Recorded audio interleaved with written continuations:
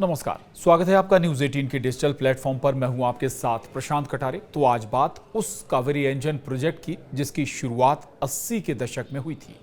मकसद था देश के पहले फाइटर जेट प्रोजेक्ट LCA यानी लाइट कॉम्बैट एयरक्राफ्ट में इसका इस्तेमाल करना, लेकिन ये प्रोजेक्ट समय पर पूरा नहीं हो पाया, अब जिसकी सोशल मीडिया पर जमकर चर्चाएं हो रही हैं।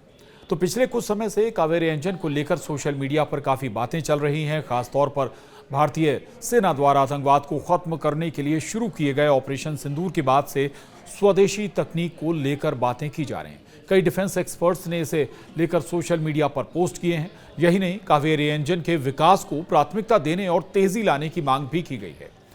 आखिर क्या है कावेरी इंजन प्रोजेक्ट, सबसे पहले ये जान लीजिए। दरअसल कावेरी इंजन भारत का एक स्वदेशी टर्बोफैन जेट इंजन है, जिसे defence research and development organisation यानी DRDO के अंतर्गत गैस टरबाइन रिसर्च एस्टेब्लिशमेंट यानी GTRE द्वारा विकसित किया जा रहा है। इसका नाम दक्षिण भारत की कावेरी नदी के नाम पर रखा गया है। यह इंजन लगभग 80 kilo Newton KN thrust generate कर सकेगा। इसे मूल रूप से हिंदुस्तान एरोनॉटिक्स लिमिटेड HAL के लाइट कॉम्बैट एयरक्राफ्ट LCA तेजस के लिए डिजाइन किया गया था। यह इंजन हाई टेम्परेचर और हाई स्पीड कंडीशंस में भी थ्रस्ट लॉस को कम करने के लिए फ्लैट रेटेड डिजाइन का उपयोग करता है। इस इंजन में मौजूदा twin lane full authority digital engine control यानी फेडेक प्रणाली अतिरिक्त विश्वसनीयता के लिए मैनुअल बैकअप के साथ सटीक नियंत्रण सुनिश्चित करती है। इसका डिजाइन इंजन को कई परिचालन स्थितियों में बेहतर प्रदर्शन करने में सक्षम बनाने में मदद करता है। एक तरह से यह इंजन कई मायनों में एडवांस टेक्नोलॉजी वाला होगा।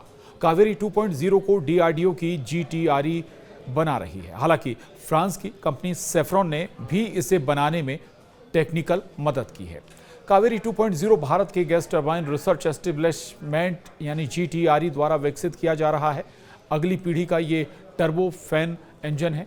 इसका उद्देश्य मूल कावेरी इंजन को बेहतर बनाना है और इसे भविष्य के लड़ाकू विमानों में इस्तेमाल करने के लिए बनाया जा रहा है। कावेरी 2.0 इंजन कोर को 55 से 58 KN के बीच थ्रस्ट पैदा करने के लिए डिजाइन किया गया है। आफ्टर बर्नर वेट थ्रस्ट के साथ ये 90 KN से अधिक प्राप्त करने की इससे उम्मीद है। GTRE का लक्ष्य है कि कावेरी 2.0 का प्रदर्शन अमेरिका में बने F404 जो कि 84 KN और F414 जो कि 98 KN इंजन की कैटेगरी में है। अगर ये इंजन बनाने में भारत कामयाब होता है तो इससे भारत को तेजी से अपने 5वीं पीढ़ी के जंगी विमानों के बेड़े को तैयार करने में मदद मिलेगी। इससे चीन और पाकिस्तान को टेंशन जरूर होगी। अब ये भी जानिए कि मूल कावेरी इंजन में आखिर दिक्कतें क्या थीं जो अब दूर होने जा रही हैं। दरअसल मूल कावेरी इंजन अपने थ्रस्ट लक्ष्यों को पूरा करने में संघर्ष करता रहा।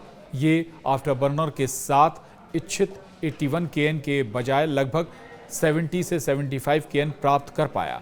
इसके विपरीत कावेरी 2.0 को 90 से 100 KN के थ्रस्ट स्तर का उत्पादन करने के लिए डिजाइन किया गया है, जो तेजस MK2 और भविष्य के एडवांस जंगी विमानों की उड़ान के लिए जरूरी होगा। दरअसल भारत अभी अमेरिका से इंजन आयात करता है जो उसे तकनीक देने को तैयार नहीं है। वहीं फ्रांस ने राफेल जैसे विमान दिए हैं, मगर वो भी उनका सोर्स कोड देने को तैयार नहीं है। और अभी भारत में बने कावेरी जेट इंजन की flying testing defence research and development organisation DRDO रूस में कर रहा है। ये रियल सिचुएशन में इंजन की कैपेसिटी आंकने के लिए अहम है। अधिकारियों ने बताया कि इंजन पर करीब 25 घंटे का परीक्षण होना बाकी है। स्लॉट मिलने पर टेस्टिंग की जाएगी। इसकी कैपेसिटी शोकेस के लिए इसे एक लाइट कॉम्बैट एयरक्राफ्ट LCA में लगाने का प्लान भी है।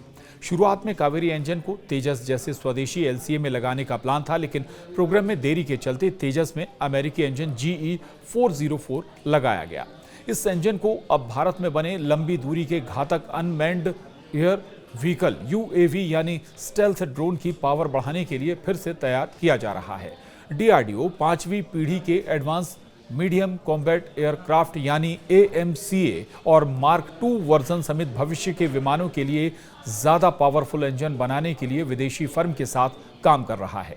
भारत के स्वदेशी लड़ाकू विमान प्रोग्राम में LCA mark 1A, LCA mark 2 और AMCA विकसित करना शामिल है। आपको ये जानकर हैरानी होगी कि सिर्फ 4 देशों के पास ही फाइटर जेट इंजन बनाने की तकनीक है। दुनिया में पहली बार साल 1930 में जेट इंजन का पेटेंट कराया गया था और 95 साल बाद भी दुनिया के सिर्फ 4 देश ही यानी अमेरिका, ब्रिटेन, फ्रांस और रूस ही लड़ाकू विमान के इंजन बना पाते हैं। चीन ने कुछ जेट इंजन जरूर बनाए हैं, लेकिन वो भी नकल यानी रिवर्स इंजीनियरिंग करके।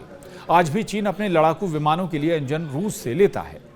लड़ाकू विमान का इंजन बनाना कितना पेचीदा है, इसे हम सबसे ज्यादा उड़ान भरने वाले बोइंग 747 जैसे नागरिक विमान के इंजन से समझ सकते हैं।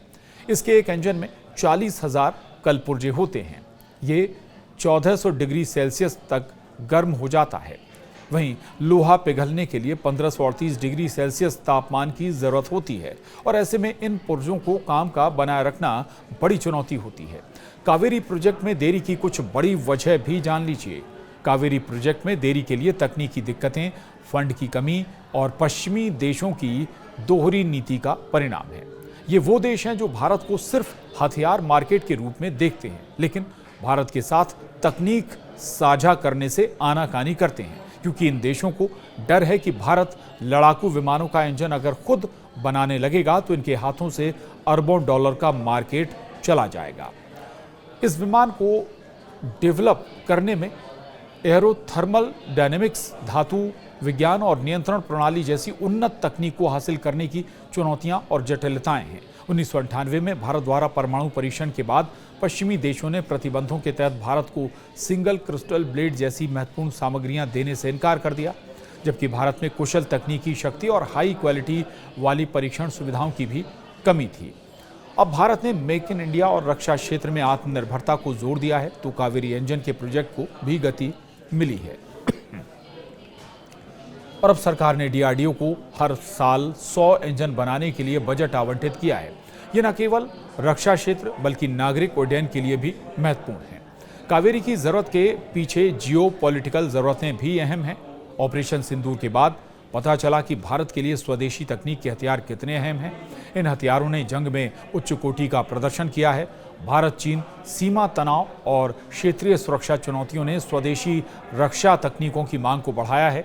कावेरी इंजन विदेशी आपूर्ति पर निर्भरता कम करने का एक रणनीतिक कदम है और इस कदम से भारत एक नए मुकाम को हासिल कर लेगा जब ये अपने मूल स्वरूप में, या कहें जो टारगेट हमारे वैज्ञानिक लेकर चल रहे हैं, उस टारगेट को जब हिट कर लिया जाएगा तो कावेरी 2.0 इंजन हमारे कई विमानों में लगाया जा सकेगा। आज के लिए इतना ही। नमस्कार।